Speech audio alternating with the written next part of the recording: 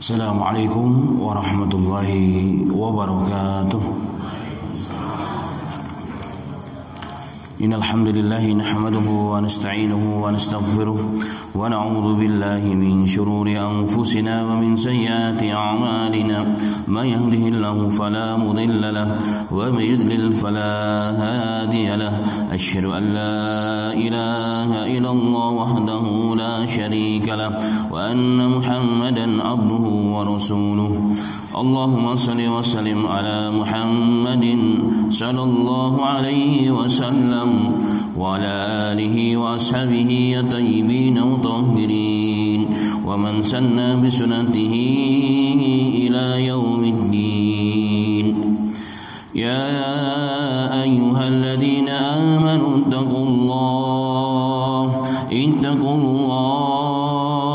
ittaqullah haqqa tuqatih wa la tamutunna illa wa antum muslimun.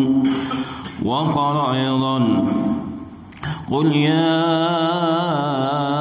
ayyuhal kafirun la a'budu ma ta'budun wa la antum 'abidun ولا أنا عابد ما عبدتم ولا أنتم عابدون ما أعبد لكم دينكم ولي دين. أما بعد, alhamdulillah ma'asyiral muslimin wal muslimat yang dirahmati oleh Allah Subhanahu wa taala. Bersyukur di pagi yang berbahagia ini Allah masih bangkitkan kita dari mati kecil kita. Allah masih mudahkan kedua langkah kaki kita dari kediaman kita menuju tempat yang paling dicintai oleh Allah di muka bumi ini, sebagaimana dalam riwayat Muslim adalah masjid Allah Subhanahu wa taala. Allah kumpulkan kita di tempat yang mulia ini dan Allah berikan kekuatan kepada kita untuk terus mengawali hari ini dengan berubudiyah kepada Allah, mengizharkan ubudiyah kita dengan taqarrub yang paling tinggi, yakni salat subuh berjamaah.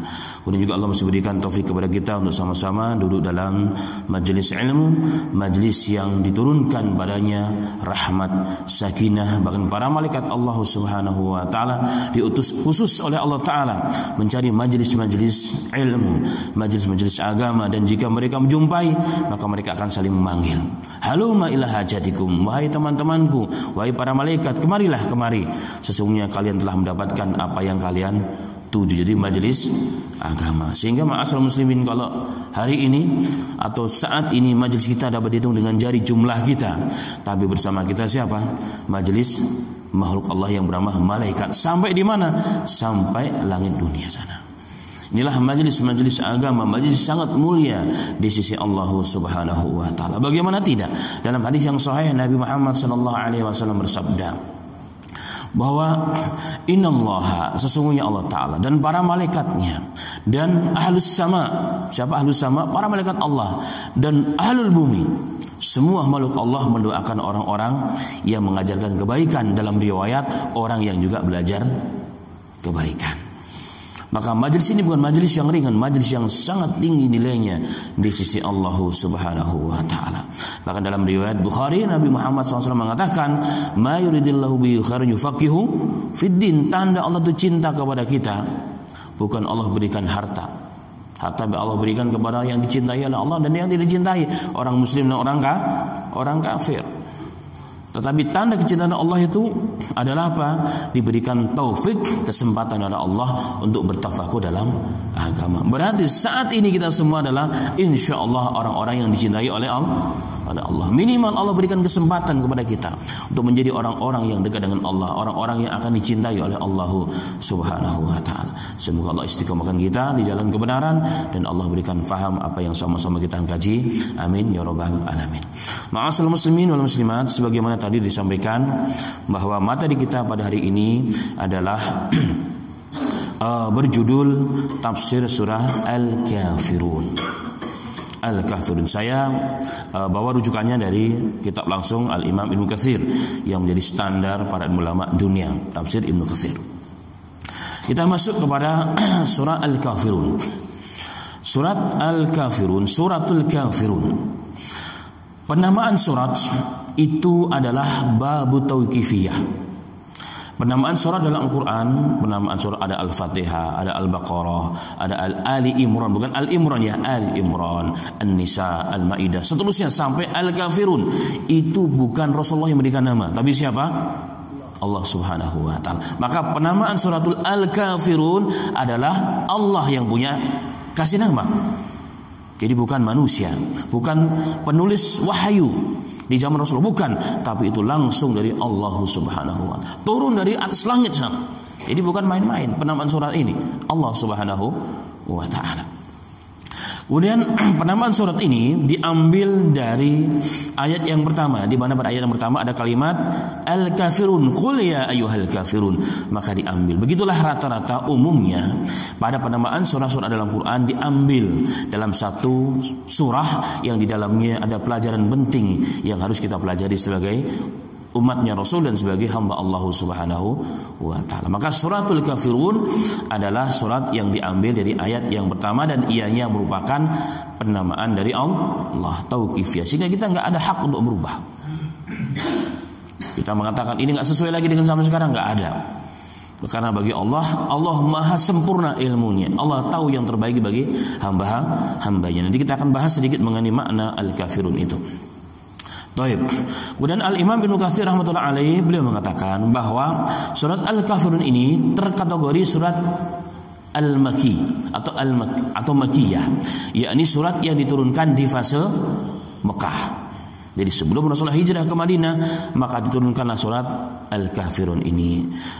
Dan jumlahnya adalah 6 ayat, diturunkan setelah surat Al-Ma'un. Kemudian Al-Imam juga kemudian menukilkan beberapa keutamaan surat dari Al-Kafirun.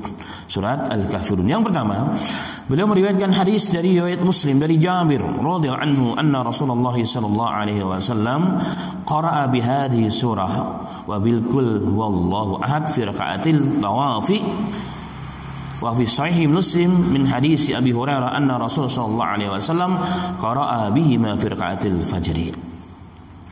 Yang pertama, Al-Imam Ibnu Katsir menukilkan riwayat Muslim dari Jabir bin Abdullah radhiyallahu anhu. Beliau mengatakan bahwa Nabi Muhammad sallallahu alaihi wasallam membaca surat ini pada rakaat pertama setelah tawaf. Jadi setelah tawaf 7 putaran itu disunahkan salat di belakang maqam Ibrahim atau di mana saja yang kita bisa.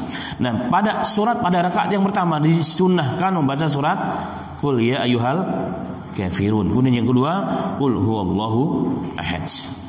Begitu juga dalam riwayat Muslim yang lain, tetapi dari riwayat Abu Hurairah radhiyallahu anhu bahwasanya Nabi Muhammad sallallahu alaihi wasallam juga membacanya pada 2 rakaat salat sebelum fajar atau rakaatil fajar yang disebut dengan qabliyah subuh. Jadi qabliyah subuh itu disunahkan pada rakaat pertama yang dibaca adalah Qul ya ayyuhal Kafirun, yang kedua Qul huwallahu ahad. Apa hikmahnya? Karena waktunya sangat pendek. Dan qabliyah subuh itu hanya 2 rakaat. Jadi rakaatul fajri dengan qabliyah subuh itu sama, yaitu penamaan yang sama. Rasulullah dalam hadis yang lain Rasulullah mengatakan rakaatul fajri khairum minad dunya wa ma fiha. 2 rakaat fajar, yakni 2 rakaat sebelum salat fajar atau salat subuh itu nilainya di sisi Allah lebih baik daripada dunia serta isinya. Jadi kita semua insyaallah hari pagi-pagi sudah mempunyai apa? Keutamaan orang yang paling kaya di dunia. Kenapa? Dunia serta isinya sudah kita miliki, bahkan lebih daripada itu. Subhanallah. Bahkan dalam beberapa riwayat Rasulullah tidak pernah meninggalkan 2 rakaat fajar. Karena begitu pentingnya, bahkan madhab Ahnaf yang kebanyakan mereka tinggal di benua India dan South Africa dan sebagainya, mereka menganggap bahwa 2 rakaat fajar ini atau 2 rakaat sebelum subuh ini adalah salat yang dikategorikan wajib.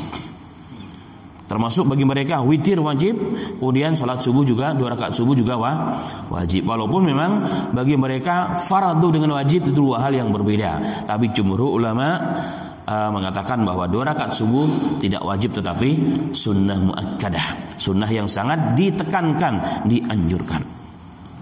Baik.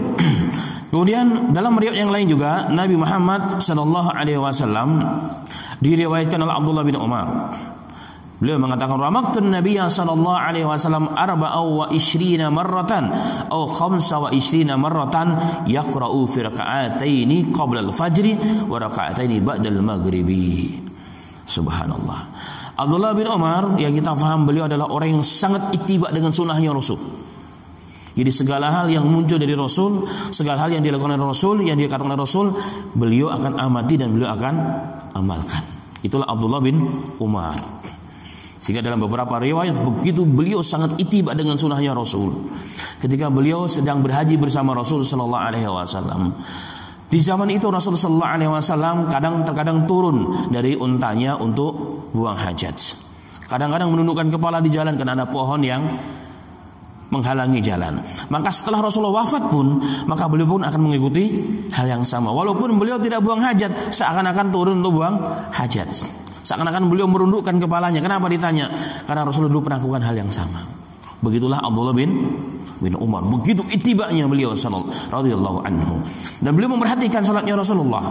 Beliau mengatakan, aku memperhatikan salatnya Nabi Muhammad sallallahu alaihi wasallam sebelum fajar. Ini salat qabliyah subuh tadi itu. Bahwa beliau sallallahu alaihi wasallam pernah membaca sebanyak 24 atau 25 kali surat Qul ya ayyuhal kafirun dan Qul Allahu ahad sebelum fajar. Jadi beliau khusus memperhatikan. Berarti selama 24 atau 25 hari beliau memperhatikan. Oh, ternyata Rasulullah membacanya qabliyah fajar itu Qul ya ayyuhal kafirun dan Qul Allahu ahad. Untuk apa? Untuk mentakkid bahwa amal itu memang disunahkan oleh Nabi Muhammad sallallahu alaihi wasallam. Sedikit keluar dari bab, mumpung ingat. Bagaimana hukumnya kalau kita masuk ke masjid, kita datangnya semangat, lagi imannya lagi naik, bahkan apalagi malam hari Ahad begini, sampai di masjid ternyata baru azan. Setelah azan ternyata waktunya masih lama antara azan dengan iqamat. Kita sudah lakukan sholat 2 rakaat qabliyah fajar. Apakah boleh menambah apa sholat yang lain atau apa yang kita harus lakukan? Itu sering menjadi pertanyaan di mana-mana. Semoga hanya mengingatkan di sini, hanya mengingatkan. Baik, kalau merujuk kepada hadis Nabi Muhammad SAW hanya 2 rakaat saja. Lalu bagaimana dengan hadis yang mengatakan apabila anda masuk ke dalam masjid fala tajlis, jangan anda duduk kecuali hatta tarka rakaatain, sehingga anda salat 2 rakaat qabliyah tahiyatul masjid. Nah, perlu diingat bahwa istilah tahiyatul masjid itu bukan istilah Nabi, tapi istilah fuqaha untuk membedakan. Tapi kalau istilah Nabi hanya 2 rakaat. Artinya kalau anda masuk ke dalam masjid, pas kebetulan qabliyah masjid 2 rakaat, maka sudah cukup itu. Tidak perlu lagi qabliyah lagi. Kenapa? Tidak perlu tahiyatul masjid, karena sudah masuk dalam kategori 2 rakaat sebelum duduk, sudah masuk. Sebenarnya demikian. Sehingga apa? Ketika kita masuk ke dalam masjid waktu qabliyah subuh, maka cukup dengan 2 rakaat. Kalau nambah boleh enggak? Tidak ada sunahnya. Tapi kan baik, memang baik. Pernah terjadi di zaman tabi'in. Kalau tidak salah adalah Sa'id bin Musayyib atau Al-Hasan Al-Basri. Beliau melihat salah seorang muridnya setelah subuh itu salat sunahnya sebelum subuh 4 rakaat. Jadi qabliyah 2 ditambah lagi 2. Maka beliau ditanya, "Wahai fulan, anda sholat subuh 4 rakaat? Enggak ya Syekh, saya cuma tadi 2 rakaat qabliyah, saya tambah lagi 2 rakaat kan sebelum iqamat. Apakah salah? Bahkan beliau bertanya, apakah Allah akan mengadab aku gara-gara sholat? Apakah Allah mengadab aku gara-gara sholat? Sama hari ini ditanya, apakah Allah mengadab aku gara-gara baca Quran? Apa kata Syekh tersebut? Seorang ulama yang faqih, yang ketika beliau berbicara enggak diingat kecuali Allah saja. Ilmunya mengalir begitu deras, begitu hebat orang ini. Dia katakan Allah berikan ilham. La Allahi, tidak demi Allah, anda tidak akan diazab oleh Allah gara-gara sholat. Walakin, akan tetapi anda diazab oleh Allah gara-gara apa? Khilaf dengan sunnahnya Rasul Sallallahu Alaihi Wasallam. Artinya bagi kita adalah pelajaran penting bagi dalam hadis ini apa? Kalaupun masih ada waktu, kita gunakan untuk apa? Doa. Karena justru antara azan dan iqamat adalah waktu yang sangat mustajab untuk kita berdoa. Kita berikan kita kesempatan untuk berdoa kepada Allah. Kita mengadu segala hal kepada Allah Subhanahu wa taala. Nah, ini catatan saja. Nah, kembali kepada bahasan.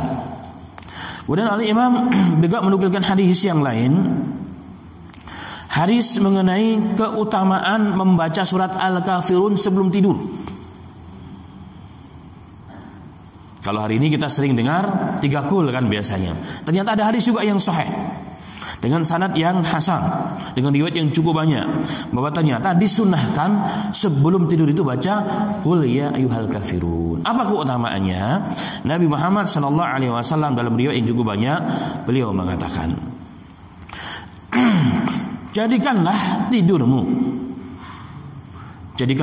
sebelum tidurmu kau tutup dengan baca surat qul ya ayyuhal kafirun fa innaha, kata Rasulullah, karena bacaan itu, kata Rasulullah, bacaan itu bara'atun minasyirki, itu akan membebaskan Anda daripada kesyirikan.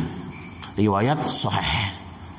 Jadi kalau kita istiqomah insyaallah sebelum tidur baca qul ya ayyuhal kafirun 1 kali, maka insyaallah dengan niat yang ikhlas, dengan kita usaha terus, maka Allah akan jauhkan kita daripada kesyirikan. Kesyirikan apa? Kesyirikan besar yang apabila orang melakukan, maka iman dan Islamnya akan hilang dan akan binasa. Itu kesyirikan. Bahkan para nabi dan rasul Allah mengatakan, wala in asyrakta la yahbatanna amaluk wala takuna minal khasirin. Wahai Muhammad, jika engkau berbuat syirik, bahkan Muhammad nih, seandainya Allah mengatakan engkau berbuat syirik, la yahbatanna amaluk, maka amalmu pun akan habis, akan hilang, dan engkau akan menjadi orang-orang yang rugi. Ternyata Allah Rasulullah berikan satu cara, metode supaya Allah hindarkan kita dari kesyirikan. Satu di antaranya adalah amalan istiqamah membaca qul ya ayyuhal kafirun. Tetapi juga tetapnya kita harus menghindari kesyirikan. Bukan berarti kita melakukan kesyirikan tapi kita baca itu, enggak. Kita harus hindarkan kesyirikan. Allah berikan kekuatan kita untuk menghindari perkara-perkara kesyirikan yang dilarang oleh Allah Subhanahu wa taala. Dan juga ada hadis bahwa di antara sunnah Nabi Muhammad SAW pada sholat witir, jika 3 rakaat, maka rakaat yang kedua disunahkan membaca surat qul ya ayyuhal kafirun. Itu juga sunnah dari Nabi kita Muhammad SAW. Dan ini semua menunjukkan kepada kita kedudukan surah Al-Kafirun di sisi Nabi Muhammad SAW dan tentunya di sisi Allah Subhanahu wa taala. Baik, masuk kepada ayat. Sebelum mulai, mohon maaf saya minum dulu.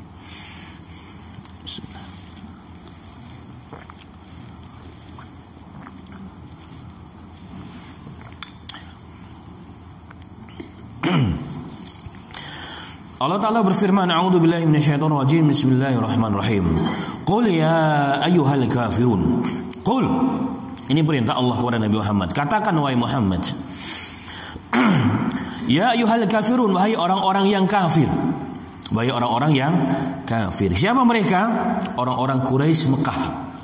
Orang-orang Quraisy Mekah yang masih musyrik, yang belum beriman kepada Nabi Muhammad sallallahu alaihi wasallam.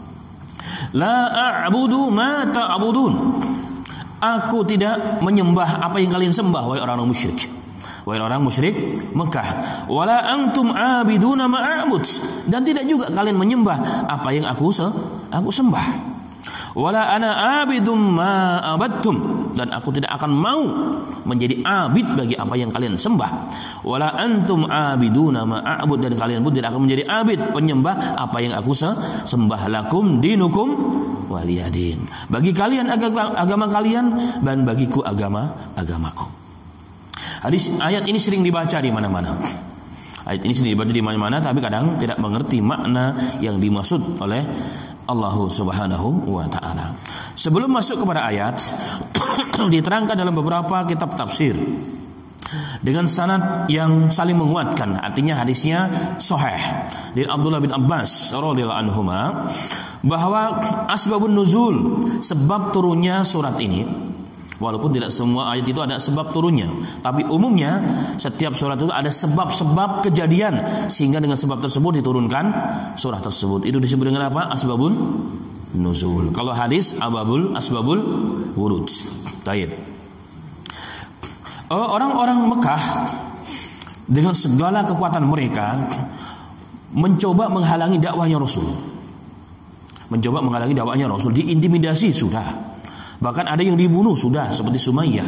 Dibunuh, diusir sudah, diazab sudah, didolimi sudah. Tapi ternyata tidak menghentikan dakwah yang hak tersebut. Bahkan sebaliknya, itu menjadikan apa?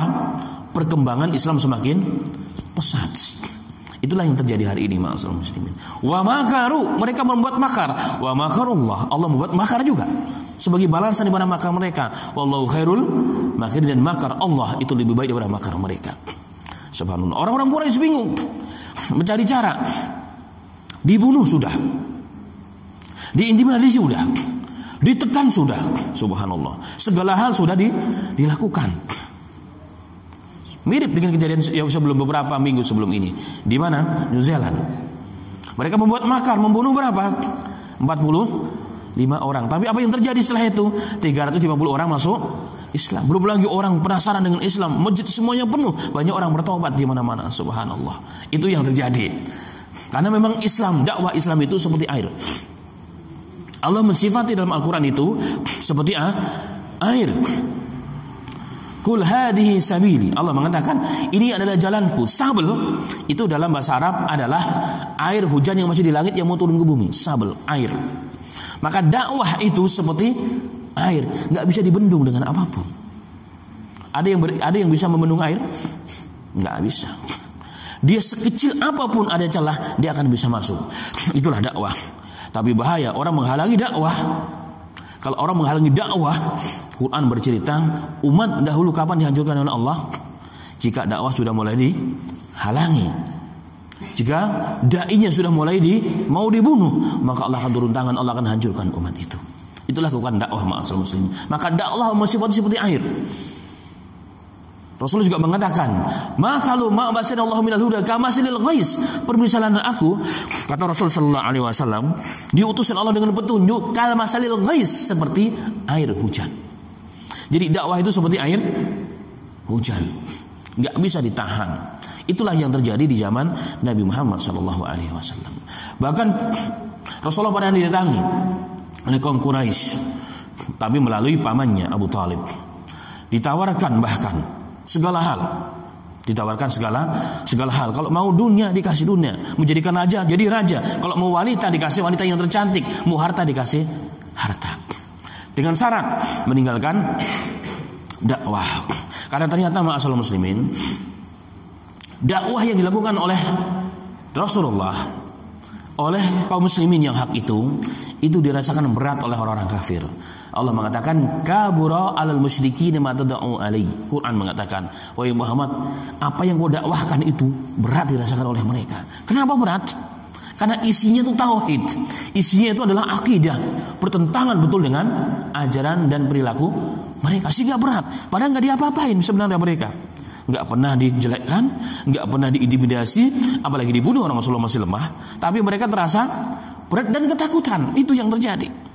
Sehingga mereka datang ke pamannya Muhammad, ya Muhammad, kalau bisa hentikanlah dakwahnya. Mereka menawarkan, Anda ingin wanita? Kata mereka, kami carikan wanita yang tercantik orang Mekah. Subhanallah. Kalau Anda ingin jadi raja, kami jadikan raja. Ingin harta, kami kumpulkan harta untuk kamu. Apa kata Rasulullah SAW dalam surah Nabawiyah? Dikatakan, wahai pamanku, lawadau, saatnya mereka meletakkan bulan, matahari sebelah tangan kanan saya, mereka mampu meletakkan bulan di sebelah kiri saya, wallahi, kata beliau sallallahu alaihi wasallam, tidak akan kutinggalkan dakwah ini. Sehingga apa? Allah akan menunjukkan yang hak itu hak, atau yang batil itu batil. Itulah sallallahu alaihi wasallam. Kehabisan akal mereka. Sehingga inilah cara yang berikutnya. Mereka datang kepada Nabi Muhammad sallallahu alaihi wasallam mengatakan, ya sudah Muhammad, gini ajalah, kita damai ajalah. Biar kita enggak berantem, kami enggak akan memusuhi Anda bisa juga hidup dengan tenang. Bagaimana caranya? Tahun ini kamu mengikuti ibadah kami. Kamu menyembah Lata dan Uzza juga. Kami ikuti kegiatan acara-acara kami, acara keagamaan kami. Tahun berikutnya kami semua orang-orang Quraisy ngikutin agamamu. Mau dicampuri akidahnya. Toleransi katanya. Kita bertoleransi saja lah bahasa kita. Kita toleransi deh. Toleransi yang paling tinggi itu apa? Tahun ini Muhammad, Anda ikut bersama kami. Seluruh umatmu ikut. Kami ibadah, kami melakukan apapun, nyembah Lat dan Uzza, ikut juga. Nah, tahun depan kami ikut juga. Kami nggak akan ribut-ribut, kami nggak akan musuhi kamu. Kami akan ikut nyembah Tuhanmu juga, ya Muhammad sallallahu alaihi wasallam. Ini tawaran yang luar biasa. Ingat, dalam kondisi Rasulullah masih lemah dan jumlahnya masih sedikit, Pak. Ini pelajaran penting ini. Ingat, Rasulullah masih kondisi lemah dan jumlahnya masih sangat sedikit. Tapi apa yang terjadi? Allah turunkan surat. Qul ya ayyuhal kafirun. Wahai Muhammad, katakan kepada mereka, ya Muhammad, wahai orang-orang kafir, la a'budu ma ta'budun. Aku tidak akan pernah menyembah apa yang kalian sembah. Ila akhir surat. Ini pelajaran yang penting. Ini apa? Ternyata urusan akidah tidak ada tawar menawar. Merah, putih, hitam dan putih, sudah. Kalau tiba ada cara hitam dan putih memang sudah. Hak ataupun batil urusan akidah nggak bisa dicampur aduk, nggak bisa. Toleransi ada babnya. Ada aturan mainnya dalam agama Allah Subhanahu wa taala. Bayangkan ma'asum ditawarkan seperti itu Rasulullah. Dalam kondisi terjepit, dalam kondisi lemah, masih sedikit. Kalau kita kira-kira gimana ditawarin kayak begitu? Sudah deh. Jadi orang kaya aja sudah dikumpulkan seluruh harta, Masya Allah, habis dakwah kita. Kita tinggalkan akidah kita jual agama kita. La haula wala quwata illa billahil aliyil azim. Ini yang kita takutkan, ma'asyiral muslimin. Dalam riwayat Bukhari dan Muslim, hadis dhaifah, Rasulullah pernah mengatakan, akan datang masanya nanti. Du'atun ila abwabi jahannam. Dai-dai yang mengajak manusia, dai-dai tapi ngajak manusia ke mana? Ke pintu-pintu neraka jahanam. Faman ajabahu qadhafuhu fiha. Barang siapa yang menerima dakwah mereka itu akan dilempar ke dalam api neraka. Kata Nabi Muhammad sallallahu alaihi wasallam. Dalam riwayat yang lain, hadis sahih juga, Rasulullah mengatakan, aku tidak pernah takut, ma akhafu ala ummati. Aku enggak pernah takut dengan umatku. Mereka akan miskin, mereka akan begini. Enggak, mereka sudah terbiasa. Mereka sudah ada pengalaman untuk itu. Tapi yang kutakutkan, kata Rasulullah sallallahu alaihi wasallam, apa? Illa a'immata mudillin. Yang kutakutkan adalah para imam-imam, para tokoh-tokoh agama yang menyesatkan. Itu kata Rasulullah. Kalau umatku, aku nggak takut. Miskin mereka sudah biasa, mujahadah mereka sudah biasa, terintimidasi mereka sudah biasa, didolimi sudah biasa, mereka sudah terbukti. Tapi yang takutkan nanti akan muncul di akhir zaman apa? A'immatul mudillin, yaitu para tokoh-tokoh agama, levelnya agama, bergerak mungkin di depannya, tapi menyesatkan umat, itu yang aku takutkan, kata Sallallahu Alaihi Wasallam. Subhanallah. Ini jawaban, ma'asyiral muslim. Surat ini adalah jawaban. Ternyata urusan akidah nggak bisa. Ini urusan akidah. Ini babnya apa nih? Bab akidah. Oh, nggak bisa. Harus lurus kita. Orang yang lurus itu bukan berarti dia nggak toleransi. Salah. Orang lurus itu bukan ekstremis, bukan. Tapi dia berpegang teguh dengan agamanya. Itulah orang yang baik justru. Orang yang konsisten, komitmen dengan agamanya, dia orang yang baik. Orang yang mudah menjual agama, dia orang yang pengkhianat, orang yang tidak baik. Nggak jujur dia sebenarnya. Subhanallah. Ini pelajaran penting yang Allah berikan kepada kita semua. Maka Allah turunkan, bayangkan maksudnya.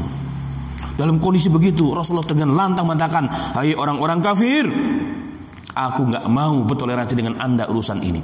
Urusan akidah, urusan ibadah, nggak ada. Masing-masing silahkan. Kalian nggak akan menyembah apa yang ku sembah, dan aku nggak akan menyembah apa yang kalian sembah. Lakum dinukum waliyadin. Masing-masing. Seakan-akan demikian pelajaran kepada Nabi kita Muhammad sallallahu alaihi wasallam.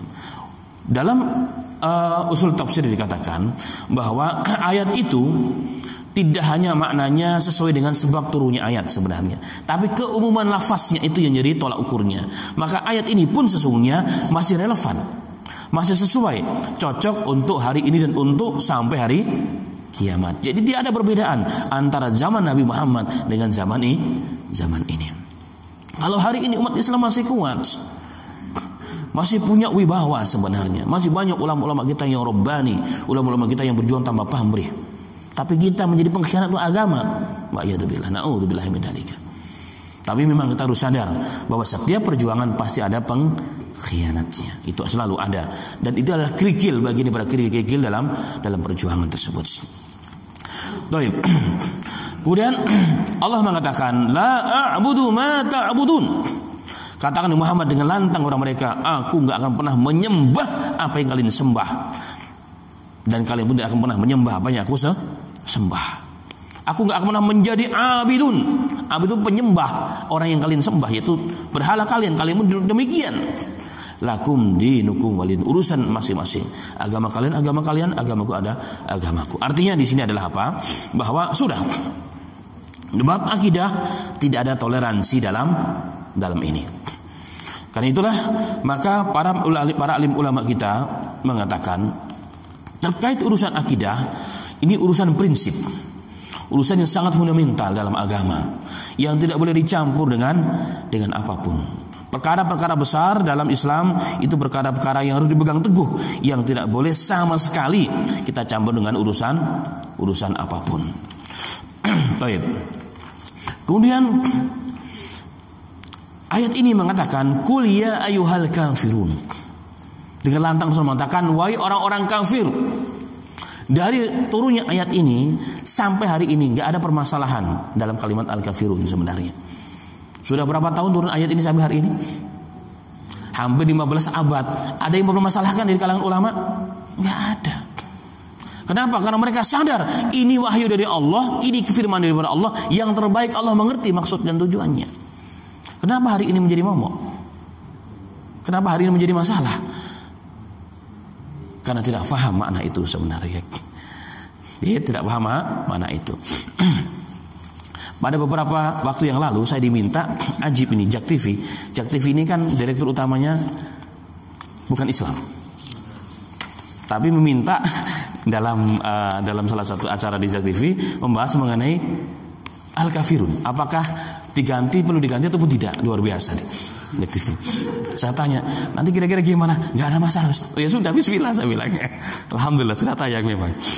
Nah, dalam kajian di Jak TV saya sampaikan juga tentang surah Al-Kafirun atau tentang surah ayat Al-Kafir, mengenai ayat kafir ini. Jadi sudah hampir 15 abad yang lalu ulama-ulama telah datang dan pergi. Ulama-ulama kibar yang ilmu mereka kita yakin mereka adalah orang-orang yang luar biasa. Gak pernah satupun di antara mereka yang mempermasalahkan masalah ini. Sebenarnya gak ada. Kenapa? Mereka sadar ini firman Allah. Merubah jangankan satu kata, satu huruf dalam Al-Quran, kafir kita. Kafir beneran. Dianggap keluar daripada wilayah Islam. Apalagi kita rubah, kita katakan gak sesuai lagi, gak cocok lagi. Masya Allah. La haula wala quwwata illa billahil aliyyil azim. Al-Quran itu, syariat Islam itu adalah ajaran yang paripurna, yang sesuai, yang munasib sepanjang zaman dan tempat. Sesuai.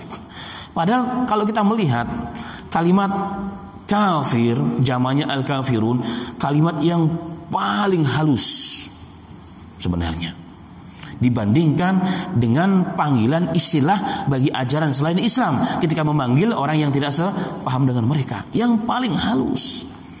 Kenapa paling halus? Karena artinya apa? Al-kafir itu adalah al-kafir dalam bahasa Arab dipanggil dengan taqtiyah atau sitr. Taqtiyah artinya adalah apa? Menutupi. Sitr juga menutupi. Makanya dalam surah Al-Hadid ayat 20 ketika Allah bercerita mengenai kehidupan orang-orang kafir. Kama salil ghaisin a'jabal kuffar nabatuhu summa yahiju fatarahu musfarra summa yakunu hutama. Permisalannya seperti air hujan yang turun menimpa bumi. Setelah petani itu menanam biji ditutup dengan tanah, kena hujan. Maka besoknya kena hujan akan tumbuh. Beberapa saat kemudian, beberapa hari kemudian menjadi pohon yang besar. Dan itu menjadikan terheran-heran, takjub para petani itu. Nah, petani itu dalam ayat ini dikatakan kufar. Jamannya dari kafir. Jadi petani itu kafir. Kenapa petani itu kafir? Karena petani itu menutupi. Jadi sesuatu yang menutupi itu dikatakan kafir. Makanya malam itu dikatakan kafir juga. Kenapa? Karena malam menutupi pandangan mata manusia dari melihat banyak hal. Maka laut itu juga kafir. Kenapa kafir? Karena laut itu menutupi apa yang di dasar laut. Jadi makna kafir itu nggak ada di situ istilah mencemooh orang, intoleran, apalagi merendahkan orang, ekstremis, apalagi nggak ada. Jadi kalimat kafir adalah kalimat yang sangat halus. Jadi orang yang belum beriman setelah Islam itu dikatakan kafir. Orang yang belum atau enggak beriman kepada Allah dan Rasulnya namanya kafir. Artinya apa? Orang yang masih tertutupi hatinya oleh dosanya, kesombongannya, fanatiknya, hartanya. Sehingga apa? Hidayah belum nembus hatinya. Belum nembus hatinya. Maka tidak ada makna yang jelek dalam kitab kafir itu sebenarnya. Kenapa orang-orang marah dengan kitab kafir? Kenapa? Karena tidak paham. Yang celaka lagi, kalau orang yang bukan muslim marah mungkin masuk akal. Ini yang orang Islam marah, ini jadi masalah. Apalagi mengaku sebagai tokoh agama. Piye toh Mas? Di mana Anda baca enggak sih maknanya sebenarnya? Subhanallah. La haula wala quwata illa billahil aliyil azim. Ini perkara yang harus kita pahami ma'asyiral muslimin. Nah, pada ini terkait dengan makna ya, terkait dengan makna. Makna secara umum. Maka surah Al-Kafirun ini secara lagi adalah surat mengenai akidah. Pernyataan dengan tegas bahwa agama itu tidak bisa dicampur aduk. Toleransi itu ada babnya. Toleransi itu bukan berarti kita mencampur ada agama, merestui agama di muka bumi ini semua, enggak.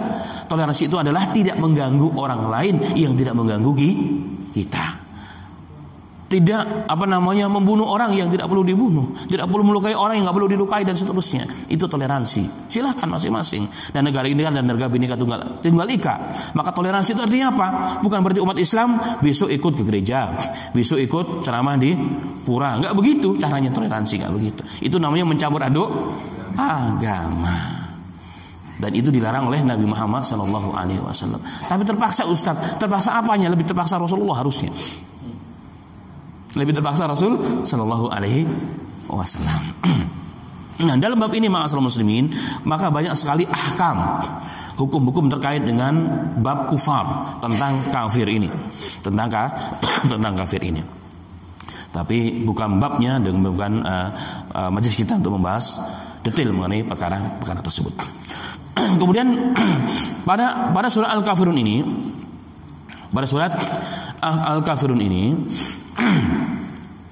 ada komentar dari Al-Imam Asy-Syafi'i ketika membahas mengenai ayat lakum dinukum waliyadin. Bagi kalian agama kalian silahkan jalankan, bagiku adalah agamaku. Prinsip ini prinsip, nggak boleh dicampur aduk, masing-masing silahkan. Yang penting saling toleransi, artinya menghormati. Maka berkata Al-Imam Syafi'i beliau mengatakan rahmatullah alaih, ala annal kufra kullahu millatu wahidah fawarasal yahudu minal sara bil as idza kana bainahuma nasaba aw sababun yatawarasuna bihi li anna adyana ma adal islam kullaha ka syai'un wahid fil butlan. Al-Imam Syafi'i mengatakan pada ayat lakum dinukum waliyadin, beliau mengatakan bahwa sesungguhnya kekafiran itu semuanya millatun wahidah. Jadi kekafiran itu sama, ajaran yang sama sebenarnya. Inti pokok masalah mereka adalah sama. Dari zaman dahulu kala sampai akhir zaman kekafiran itu sama. Sama berarti apa? Perilakunya sama. Tabiatnya juga sama. Kita lihat orang kafir di zaman Nabi Musa siapa? Firaun. Ketika orang kafir punya kekuasaan, apa yang dilakukan kepada orang-orang Islam? Mengintimidasi, mendolimi, membunuh. Kita lihat sekarang umat Islam yang hidup di wilayah minoritas. Kita lihat di mana contohnya? Myanmar. Apa yang terjadi? Sama persis. Diusir, diintimidasi, dibunuh dan sebagainya. Alhamdulillah sekarang PBB sedang turun tangan ingin memenjarakan orang-orang yang melakukan pembunuhan ini terhadap orang-orang Myanmar. Ini terjadi. Jadi maka Imam Syafi'i mengatakan al-kufru millatun wahidah. Kekafiran itu sama persis tabiatnya, cirinya sama di mana-mana pun sampai hari kiamat. Kalau mereka kuat, yang didolimi adalah orang Islam. Itu sifatnya sama, busuk karakternya sama, suka membunuh, intibah dan seterusnya. Nah, ini pelajaran penting. Dan beliau mengatakan bahwa makanya orang Islam jika meninggal dunia ada anaknya yang kafir, maka anaknya yang kafir ini tidak boleh mewarisi dari harta orang tuanya. Nggak boleh. Tapi kan bapak saya, ibu saya, nggak boleh aturannya. Kalau sesama mereka ya silahkan, monggo. Sesama non muslim silahkan, orang kafir silahkan. Tapi jika ada orang Islam meninggal dunia, maka tidak boleh mewarisi harta tersebut. Hikmahnya apa? Kata ulama, karena harta yang dimiliki oleh seorang Islam itu jika diwariskan oleh anaknya, maka bisa menjadi dua hal. Menjadi tambahan pahala yang mengalir bagi orang tuanya jika harta tersebut jatuh kepada anak yang soleh, digunakan untuk kebaikan, bangun masjid, sedekah, menyolokkan anak dan sebagainya. Maka tanpa diniatkan pun, maka harta tersebut pahalanya pun akan sampai kepada orang tuanya. Tapi bayangkan ma'asyiral muslimin, kalau harta itu jatuh kepada anak yang tidak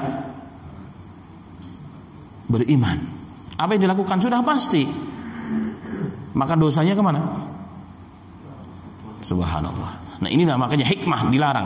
Nah, beliau Al-Imam Syafi'i mengatakan, tetapi sesama kafir silahkan. Yahudi mewarisi orang Kristen dan sebagainya, itu hal yang biasa, dan itu memang hal yang dibolehkan karena mereka sama-sama orang kafir. Dan beliau mengatakan, menegaskan lagi di kalimat akhirnya, sababu yatawarasuna bihi li'anna adyana ma'adal Islam kullaha kasyai'in wahid. Kenapa sesama orang kafir walaupun beda agama saling mewarisi? Karena seluruh agama selain Islam seperti hal yang sama, perkara yang sama dalam butlannya, dalam kebatilannya, dalam ketidakbenarannya, sama persis. Mau ajaran apapun sama. Itu menurut Al-Imam Syafi'i rahmatullah alaihi. Dan itulah ma'asyiral muslimin, maka surat Al-Kafirun yang pendek ini, yang sangat pendek ya, yang sangat pendek, menginspirasi kepada kita untuk berpegang teguh pada syariat Allah Subhanahu wa taala, untuk bisa membedakan antara bab toleransi, antara bab tasammuh antara kita dengan agama yang berbeda. Ini surat Al-Kafirun. Itulah pesan yang paling penting dalam surat ini. Taib, tadi malam saya di WA katanya kajian sampai jam 5.50 sudah masuk waktunya. Jadi kajian dihentikan sampai di sini dulu dan kita buka sesi tanya jawab. Tafadhal, silakan. Jika ada. Tafadhal. Ustaz, terima kasih. Kalau di surat Al-Kafir itu ada pengulangan, itu apakah hanya sekedar penegasan saja atau barangkali ada apa yang lain gitu balik itu? Baik, barakallahu fikum. Jazakallahu khair. Nah, di sini ada beberapa kalimat yang diulang. Dan ulama sepakat ahli tafsir mengatakan bahwa pengulangan pada ayat-ayat surah Al-Kafirun adalah li'ta'kid saja, untuk menguatkan, sebagaimana persis ketika Allah menegaskan tentang masalah fa inna ma'al usri yusra, inna ma'al usri yusra. Jadi pengulangan itu adalah menegaskan, dan ini menegaskan apa? Perkara yang sangat penting dalam urusan akidah Ahlussunnah wal Jamaah. Ini penegasan hal yang sangat penting dalam akidah Ahlussunnah wal Jamaah, bahwa akidah itu tidak boleh dicampur aduk. Ini yang paling penting. Makanya Allah mengatakan, la a'budu ma ta'budun wa la antum 'abiduna ma a'bud wa la ana ma 'abidu ma 'abadtum wa la antum 'abiduna ma a'bud lakum dinukum waliyadin. Jadi pengulangan, penegasan. Dan dalam hadis Syamil Tirmidzi juga diriwayatkan bahwa Nabi Muhammad SAW ketika menyampaikan sesuatu yang penting biasanya diulang sampai 3 kali. Diulang sampai 3 kali. Maksudnya apa? Supaya orang dengar jangan sampai salah, dan ini mengisyaratkan bab ini itu penting bagi kaum muslimin. Itu sering terjadi dalam Syamil Tirmidzi dengan riwayat yang sahih. Demikian. Taib, yang lain silakan. Fadhal. Ada makna, ada perkataan ridho kepada kekafiran berarti kafir, gimana? Gimana itu? Ridho kepada kekafiran berarti kita kafir. Jahit. Ridho kepada kekafiran berarti kafir. Taib, barakallahu fikum. Ridho kepada kekafiran. Setuju setuju dengan kekafiran, berarti kita juga kafir. Kafir secara maknawi. Kafir secara maknawi. Sebagaimana dalam riwayat yang insyaallah hadisnya hasan, dikatakan bahwa ketika orang melihat maksiat dan kita diam, maka kita seperti setan yang bisu. Kenapa setan yang bisu? Setan itu sukanya apa? Kebatilan. Maka Rasulullah mengatakan, hadis Hudzaifah radhiyallahu anhu mengatakan, apabila engkau melihat kemaksiatan, kemungkaran, falyughayyirhu bi yadihi, rubah dengan tangan kebijaksanaan. Fa illam yastati fa bi lisanihi, fa illam yastati fa bi qalbi, fadalika ataful iman. Kalau kita melihat kemungkaran, maka wajib cegah dengan tangan, kekuasaan, kebijaksanaan kita. Kalau tidak mampu, dengan lisan. Kalau tidak mampu, maka dengan hati. Dan Rasulullah mengatakan hadis yang lain, tidak ada setelah itu iman lagi. Artinya apa? Kalau kita lihat kemaksiatan, kita nggak mampu yang tiga ini, bahkan kita senang, kita ridho, maka Rasulullah mengatakan sudah nggak ada iman, berarti kita sama dengan orang tersebut. Nah, inilah hukum wajibnya mencegah kemungkaran yang ada. Makanya salah satu kewajiban pemerintah dalam pemerintah Islam itu harus adanya tim al-amr bil ma'ruf wa nahi anil munkar. Ada tim. Kalau di Saudi kita melihat polisi yang mau sholat di zaman Taliban juga begitu, di Afghanistan. Mau sholat harus ada tim khusus yang keliling ke kampung-kampung. Yang toko belum tutup, perintah tutup. Wanita yang belum hijab disuruh hijab. Ini tim khusus dari pemerintah. Kalau tidak ada, maka harus ada tim hisbah, mutatawwi'an dari masyarakat. Kalau Indonesia mungkin muncullah semacam FPI mungkin muncul. Jadi Front Pembela Islam itu tujuannya apa? Menggantikan kedudukan pemerintah yang nggak nyiapkan tim ini. Dan itu diatur memang dalam aturan syariat Islam sebenarnya. Itu harus ada. Tujuannya apa? Agar kita nggak termasuk kategori orang yang ridho dengan kemaksiatan. Tapi tidak semua, kita juga nggak boleh menjudge orang, menghukumi. Wah, si fulan itu ridho dengan kemaksiatan. Kenapa? Buktinya nggak dirubah. Kan tingkatannya 3 tadi. Kalau nggak bisa dengan tangan, dengan lisan, minimal dengan hati. Aku benci ya Allah, tapi nggak bisa buat apa-apa. Itu mertua saya, mungkin begitu. Saya cuma numpang di rumahnya. Sih buat apa saya? Akhirnya cuma hati yang menolak, tapi lisan nggak terucap, apalagi perbuatan. Nah, ini Allah yang maha mengetahui. Tapi minimal ada pada setiap orang Islam. Kan itu suatu kewajiban mengingkari perkara yang mungkar. Demikian. Nah, fadhal Syekh. Hanya ingin menegaskan sekali lagi tentang surat Al-Kafirun. Kalimat Al-Kafirun itu di Al-Quran kurang lebih ada 536 kali disebutkan. Nah. Ketika orang itu dari Allah Subhanahu wa taala, ketika orang itu merubah kalimat Al-Kafirun, berarti pelakunya sudah jelas kafir. Atau bagaimana? Jadi barakallahu fikum. Kalau ada orang yang berusaha merubah, tapi harus ada 2 hal yang harus dibedakan. Merubah istilah, merubah kata dalam Al-Quran. Kalau kita katakan bahwa kalimat untuk orang yang belum beriman Al-Kafir Al-Quran nggak cocok, harus diganti, harus dirubah, sudah enggak, ini jelas hukumnya. Itu jelas. Itu sudah jelas, dia keluar dari wilayah keislaman. Wa inshallah, walaupun dia sholat, walaupun dia zakat, walaupun dia puasa, walaupun haji 1000 kali, walaupun bangun masjid 1 juta masjid dibangun, dia mengatakan dan berkeyakinan demikian. Tetapi mungkin babnya jika mengatakan kayaknya kalau panggilan orang kafir di Indonesia nggak cocok di Indonesia, kayaknya perlu diperhalus mungkin diperhalus. Nah, begitu saja mungkin, tapi Qur'annya tetap gitu, hanya istilah di Indonesia saja. Nah, mungkin ini subhat sudah, tapi minimal masuk bab subhat. Karena kalimat kafir gak akan bisa disahkan dengan apa? Dengan istilah dalam Al-Quran, gak bisa. Tapi kalau yang pertama sudah jelas tadi. Tapi kalau yang kedua masih ada subhat, tapi cenderungnya iya sebenarnya. Karena orang gak akan bisa keluar daripada wilayah itu. Karena istilah kafir itu adalah dalam Al-Quran, menjadi istilah bagi umat Islam. Kenapa? Karena ada petunjuk dalam Al-Quran. Gak bisa. Nah, maka tugas kita untuk menjelaskan kepada mereka. Kalau kemarin saya dapat di-share di video, wallah alam benar ataupun tidak, katanya di Jatinegara ada orang yang berantem, beberapa ibu-ibu, masya Allah, ibu-ibu pengajian kayaknya berantem dengan sebelah gara-gara dipanggil orang kafir. Mereka marah-marah. Ibu jangan panggil kami kafir, orang juga marah kalau panggil kafir, dan seterusnya. Nah ini kenapa jadi seperti ini? Karena memang diberikan kesempatan.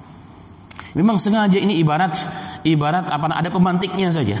Apinya sudah disiapkan kanan kirinya. Jadi kita orang Islam harus tegas, harus menjelaskan, para ulama harus menjelaskan kepada masyarakat dan juga kepada orang-orang yang belum Islam, bahwa kalimat ini tidak ada kalimat sama sekali mencemooh, mengintimidasi, menjelekkan dan sebagainya. Dan ini kalimat yang sangat halus, kalimat yang sangat beradab bagi orang yang belum beriman, dibandingkan mau jujur, dibandingkan apa? Dibandingkan orang-orang yang beragama lain mengistilahkan orang yang tidak sepaham dengan mereka. Sangat jauh, luar biasa. Sangat jauh. Mohon maaf, saya hidup di komplek yang mayoritas kanan kiri orang-orang belum berislam. Saya dipanggil oleh tetangga saya, nenek. Saya termasuk domba yang tersesat. Saya nggak marah. Saya dibilang domba yang tersesat oleh tetangga saya nggak marah. Ya istilah bagi mereka. Kalau kita mau jujur ya sebenarnya, dan lebih ekstrim daripada itu semuanya. Kayak memang ada kepentingan. Ini semua ada kepentingan sebenarnya. Apalagi memang lagi musim politik. Tapi doa kepada Allah Subhanahu wa taala, semoga Allah bimbing kita semuanya. Allah satukan umat Islam, tidak tersibuk dengan urusan furu'iyah, dan kita fokus kepada perkara-perkara besar, perkara-perkara yang penting dalam Islam. Wafaqana wa iyyakum. Nah, masih ada? Silakan. Fadhal.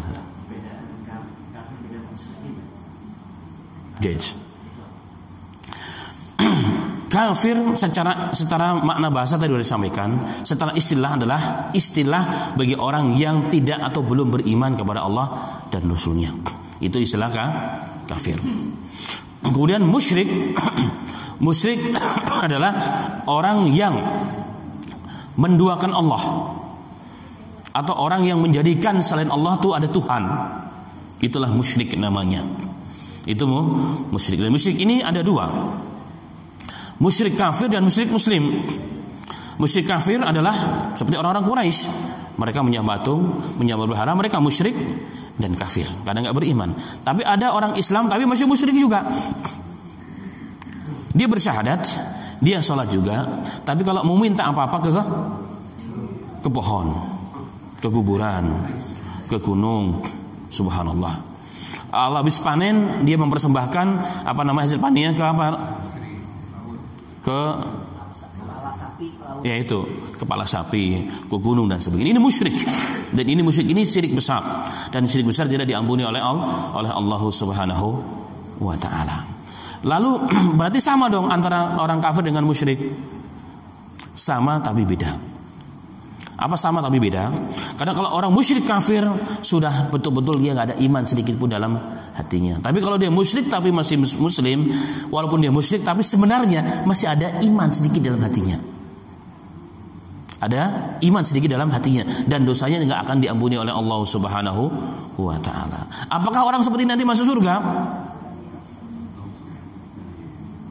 Bisa jadi, tapi setelah di neraka dianggap dosa syiriknya sudah selesai. Kenapa? Karena Rasulullah mengatakan bahwa walaupun ada iman sebesar biji dzarrah dalam hati seorang iman, dia musyrik, tapi ada iman nggak? Ada iman. Dia pernah mengucapkan syahadatnya, dia bahkan dia sholat. Ada iman nggak? Ada iman. Maka suatu saat nanti dia akan masuk dalam surga. Kapan? Wallahu a'lam bishawab. Setelah dianggap bersih dan Allah menganggap telah sempurna pengampunan dosanya dari Allah Subhanahu wa taala. Tetapi siapa yang tahan ma'asal muslim di neraka, itu masalahnya. Siapa yang mau mampir di neraka jahanam? Dalam hadis yang sahih sudah Nabi mengatakan bahwa panasnya api neraka itu 70 kali panasnya dunia ini. Dunia dikumpulkan jadi satu, panasnya yang paling panas kali 70. Itulah panasnya api neraka, ma'asal muslim. Ada yang pernah ngetes tangannya masukkan ke dalam api?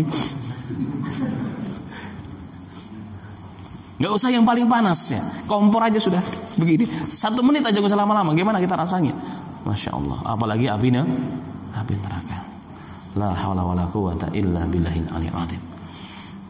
Karena itulah Nabi Muhammad SAW begitu risau dengan umatnya.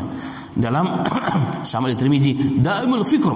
Jadi salah satu kebiasaan Rasulullah adalah selalu berpikir bagi umat ini selamat dari api nerakanya Allah Subhanahu wa taala. Maka Rasulullah dan sahabat mati-matian mengislamkan orang agar masuk dalam Islam dan masuk dalam surga. Tapi kita kali ini kadang-kadang mati-matian mengeluarkan orang dari Islam. Nah, ini kita sayangkan ma'asal muslim. Wafaqana wa iyyakum lima yughayyiru walhamdulillahirabbil alamin. Cukup atau masih ada? No. Sedikit lagi, Ustaz. Memang kan ketika kita mengerti konteksnya bahwa kafir itu halus.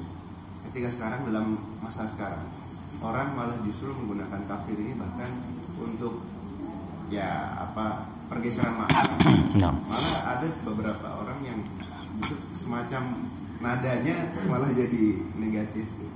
Sama seperti kita menyebut etnis tertentu dengan seperti kalau kita bicara misalnya Jawa, Sunda atau misalnya Cina, itu biasa aja kalau kita nadanya biasa. Tapi ketika itu diberikan dengan nada yang agak berintonasi itu kan maknanya jadi berbeda. Itu seperti apa kita untuk menyikapi dalam hal kafir ini?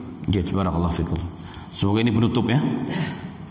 Terkait mengenai istilah kafir, memang ada catatan penting yang tadi saya juga lupa mengatakan bahwa memang secara makna dari bahasa dan juga istilah Islam sangat halus. Tidak ada makna yang jelek istilah kafir ini sebenarnya.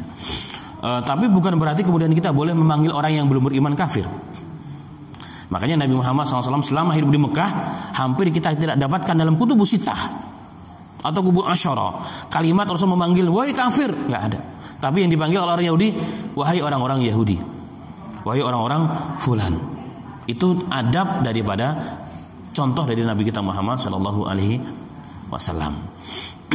Nah, begitu juga hari ini kita juga walaupun kita tahu maknanya, bukan berarti di sini dianjurkan kita memanggil orang beriman dengan wahai kafir, enggak juga. Apalagi ini sudah menjadi istilah yang terjadi distorsi maknanya, ada pergeseran makna. Walaupun sesungguhnya istilah ini juga kembali kepada etika dan adab kita. Artinya begini, ada dalam istilah Islam itu kalimat-kalimat yang biasa, tapi ketika diucapkan dalam kondisi yang berbeda, tertentu, dalam nada yang tertentu, itu juga terlarang. Suatu contoh, antara sahabat Muhajirin dan Ansor terjadi clash, mau pukul-pukulan. Maka orang-orang Muhajirin mengatakan, ya Muhajirin, orang Ansor, wahai orang-orang Ansor, bantu aku. Istilah Ansor dan Muhajirin dua-duanya dalam Al-Quran, bukan? Al-Quran, dua kelompok manusia yang paling luar biasa di sisi Islam. Tapi ketika nadanya nada fanatik, Rasulullah mengatakan da'hu fa innahu muntina, tinggalkan kalimat itu karena itu bau. Kalimat Muhajirin dan kalimat Ansor ketika diucapkan dengan nada fanatik, ada unsur kefanatikan, ta'assub kepada suku dan kabilah, itu menjadi tidak baik kata Nabi Muhammad SAW. Sama juga halnya kafir juga demikian.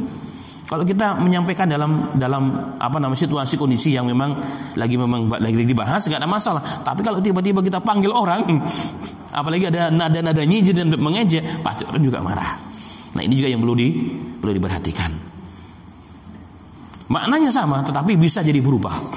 Bisa jadi berubah cara sudut pandang orang melihat hal tersebut, dan kondisi emosi yang punya pengaruh dalam dirinya juga itu punya pengaruh. Dan juga ada hadis Rasulullah juga mengatakan, barang siapa yang memanggil saudaranya kafir padahal dia tidak demikian, maka kekafirannya akan kembali pada orang yang memanggil. Jadi ini juga pelajaran dari Nabi kita Muhammad SAW agar kita tidak terjerumus pada hal-hal yang dilarang oleh Nabi kita Muhammad SAW. Baik, demikian mungkin yang disampaikan pada pertemuan pagi yang berbahagia ini. Mohon maaf apabila ada kekurangan. Benar dari Allah Subhanahu wa taala, salah dari saya dan dari syaitan. Saya berlindung kepada Allah Subhanahu wa taala. Wafaqna wa iyyakum lima yuhibbu wa yarda. Walhamdulillahirabbil alamin. Subhanaka rabbana wa bihamdika nasyhadu an la ilaha illallah nastaghfiruka wa atubu ilaik. Assalamualaikum warahmatullahi wabarakatuh.